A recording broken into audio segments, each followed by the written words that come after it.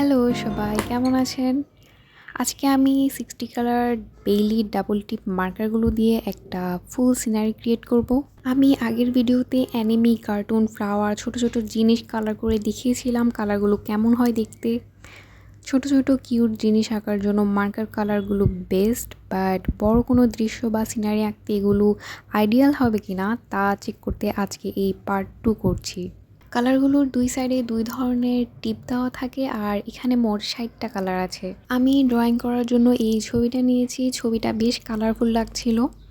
যেহেতু মার্কার কালারগুলো খুব ভাইব্রেন্ট হয় তাই ভাবলাম এটা সুন্দরভাবে রিক্রিয়েট করা যাবে, ডিটেলস লাইনগুলো সুন্দরভাবে দেওয়া যাবে।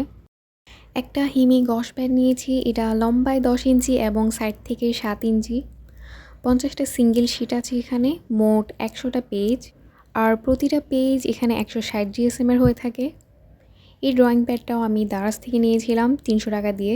প্রথমেই দেখতে পাচ্ছ কালার মার্কারগুলোর লাইনগুলো বোঝা যাচ্ছে। এগুলো কিন্তু সহজে ব্লেন্ড হয় না, বাট আমার মনে হয় এটাই একটা ইউনিক সাইড এই কালারগুলোর, যার কারণে দেখতে আরও বেশি ব্রাইট, বোল্ড আর প্রাণবন্ত লাগে।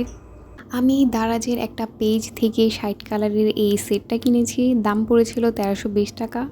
এই বক্সটা হালকা ভাঙা পেয়েছি, কয়েকটা কালারও ড্রাই ছিল। রিটার্ন করব কিনা ভেবেছিলাম, বাট রিটার্ন করে আসলে লাভ নেই। হাই চান্সেস তারা রিটার্ন আবার ব্যাক করে দিবে, তাই শুধু শুধু আর ঝামেলা করলাম না। দারাজ এর রিটার্ন নিয়ে আমার কয়েকটা হরিবল এক্সপিরিয়েন্স আছে। একবার আমি বড় ডিসকাউন্ট দেখে চাইনিজ একটা স্টোর থেকে 2টা ড্রেস অর্ডার করেছিলাম। প্রথমটা ছিল লং ফ্লোরাল ফ্রক টাইপসের একটা ড্রেস, যেটার দাম ছিল 1700 টাকা। আরেকটা ছিল শর্ট ফ্রক ফতুয়া টাইপসের একটা ড্রেস, যেটার দাম ছিল 850 টাকা। এটাই প্রথম কোনো ড্রেস ছিল যেটা আমি দারাজের স্টোর থেকে অর্ডার করেছি। ভয়ে ভয়ে অর্ডার করেছিলাম, না জানি কেমন হয় সামনাসামনি দেখতে, কিন্তু যেহেতু দারাজের রিটার্ন অপশন আছে তাই ভেবেছি যদি কোনো সমস্যা হয় তাহলে রিটার্ন তো করা যাবেই। যাই হোক, এগুলো আসতে প্রায় 1 মাসের মতো সময় নিয়েছিল।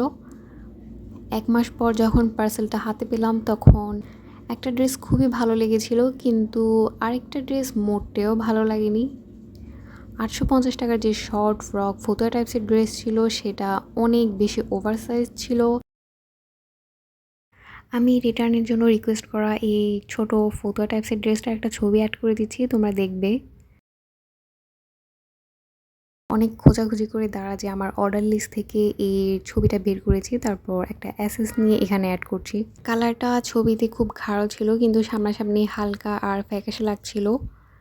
কিছু ছবি থাকে না যেটা এডিট করে আর একটু সুন্দর করা হয়, মনে হচ্ছিল যেন এই ধরনের কোনো ছবি ওরা দিয়ে রেখেছিল।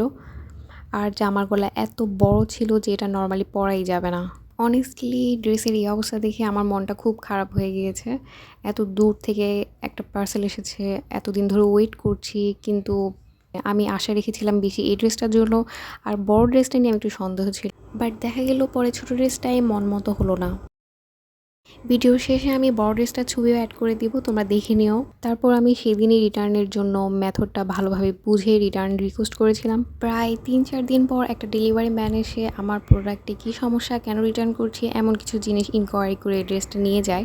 আমি মোটামুটি খুশি হয়ে গেলাম এ ভেবে যে ড্রেসটা তো রিটার্ন করেই দিলাম, এবার খালি টাকাটা ব্যাক পাওয়া বাকি। কিন্তু দুর্ভাগ্যবশত আমি 2 দিন পর আবার দারাজ অ্যাপে গিয়ে দেখলাম তারা আমার রিটার্নটা ক্যান্সেল করে দিয়েছে।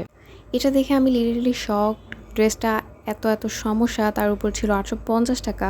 লাইক 200-300 টাকার মধ্যে হলে মনকে সান্ত্বনা দিতে পারতাম, কিন্তু একটা স্টুডেন্টের জন্য এটাও আসলে কোনো কম টাকা না। ওরা কিন্তু কোনো ইনফরমেশনও দেয়নি কেন রিজেক্ট করেছে। আমি যথেষ্ট ভ্যালিড রিজন দিয়েছিলাম, কিন্তু তাও তারা এই কাজটা করেছে। তারপর হতাশা নিয়ে আবার ড্রেসের জন্য ওয়েট করতে থাকলাম। যেহেতু টাকা ব্যাক পাইনি, ড্রেসটা তো ব্যাক পাবো এই ভেবেছিলাম, কিন্তু এখানেই হলো একটা টুইস্ট। আমি 2 দিন 4 দিন 5 দিন ওয়েট করতেই থাকলাম, বাট ড্রেস নিয়ে আর কেউ আসে না। যেহেতু আগে কখনো আমি রিটার্ন করিনি তাই আমার আইডিয়াও ছিল না কতদিনের মধ্যে ড্রেস ব্যাক আসবে। এভাবে যেতে যেতে 10 দিন 12 দিন চলে গেল, আমার ড্রেসের আর কোনো খবর নেই। তারপর আমি না পারতে দারাজ কাস্টমার কেয়ারে কল দিই। আমি কাস্টমার সার্ভিসকে বললাম আমার ড্রেস রিজেক্ট করা হয়েছে, এটা তো আমার কাছে আবার ব্যাক আসার কথা তাই না, কিন্তু 12 দিন হয়ে গেল আমি এখনও আমার ড্রেসটা পাইনি। এটা শোনা মাত্র ওই লোকটা উৎকণ্ঠা আর একটু কর্কশ ভাষায় বলে উঠল, আপনি এটা এতদিন পর কেন বলতেছেন, এতদিন কেন জানান নাই? আমি পুরো হতভম্ব, বললাম আমি তো রিটার্ন এর প্রসেস সম্পর্কে কিছুই জানতাম না, তাই ভাবছি দারাজ থেকেই দেরি করছে। এরপর উনি একটু বিরক্ত হয়ে বলল, ঠিক আছে আমরা দেখছি, আপনাকে জানানো হবে। এবার তো আমার মন আরও খারাপ হয়ে গেল। একে তো ড্রেস পছন্দ হয়নি, রিটার্ন রিজেক্ট করে দিয়েছে, এখন তার উপর ড্রেসটাও নাই হয়ে গেল। বুঝলাম না, ডেলিভারি ম্যান কি আমার ড্রেসটা নিয়ে পালিয়ে গেছে নাকি দারাজ থেকেই আমার ড্রেসটা হারিয়ে ফেললো। দুঃখে কষ্টে ভাবতে থাকলাম কপালটাই খারাপ, আমার সাথে অলওয়েজ এমন হয়। এসব ভেবে সিনটি খেয়ে কিছুক্ষণ কান্নাও করলাম। মেয়েরা সিনটি খেলে যা হয় আর কি। আর তার পরের দিনে আমার সাথে একটা মিরাকেল হলো। ফোনে একটা মেসেজ আসলো, ইউ হ্যাভ রিসিভ 850 টাকা ফ্রম দারাজ। হ্যাঁ, সত্যি সত্যি তারা আমাকে এর পরের দিনই পেমেন্ট রিটার্ন করে দিয়েছে। ড্রেসের দুঃখ ভুলে গেলাম। ডেলিভারি ম্যান আমার ড্রেস নিয়ে হারিয়ে গেছে নাকি পালিয়ে গেছে কিছুই জানি না, কিন্তু যাই করেছে খুব ভালো করেছে। অন্তত আমি রিটার্ন রিজেক্ট খেয়েও আমার টাকাগুলো পেয়ে গেলাম শেষমেশ, এটাই অনেক বড় মিরাকেল। এটা আসলে কিভাবে সম্ভব? কেন তারা আমার ড্রেসটা আর প্যাক করতে পারেনি? রিটার্ন তো রিজেক্ট করেই দিয়েছিল, কিন্তু ড্রেসটা কী হয়েছে আমি আসলে জানি না। এই ধরনের এক্সপিরিয়েন্স অন্য কেউ ফেস করেছে কি না? যদি তোমরা কেউ করে থাকো তাহলে আমাকে জানাবে আসল কারণটা কী ছিল। মানে প্রোডাক্ট রিজেক্ট করেছে রিটার্ন, তারপর ওই প্রোডাক্টটা আবার ফেরত দিতে না পেরে তারা টাকা ব্যাক দিয়ে, এমনকি আসলে কারোর সাথে হয়েছে নাকি আমি ফার্স্ট ব্যক্তি ছিলাম। আরেকটা ড্রেস যেটা 1700 টাকা ছিল, ওইটা খুব ভালো পড়েছে। আমি প্রায় 2 বছর যাবত ওইটা পরছি। আমি ওইটার ছবিও অ্যাড করে দিচ্ছি, তোমরা দেখবে।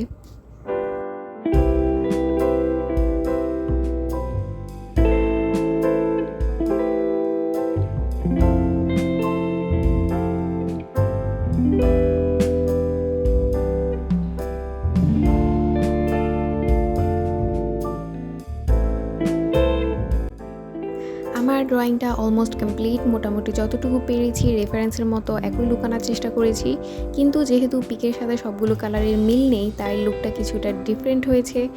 বাট ওভারঅল আমি বলবো মার্কার দিয়েও সুন্দর সিনারি আঁকা সম্ভব, তবে একটু সতর্ক থাকবে কজ কালারগুলো সব স্মুথলি বসে না। আর নর্মাল খাতায় ভুললেও এই মার্কারগুলো ইউজ করবে না, চেষ্টা করবে ওয়াটার কালার প্যাড অথবা খুব মোটা কোনো কাগজে করতে।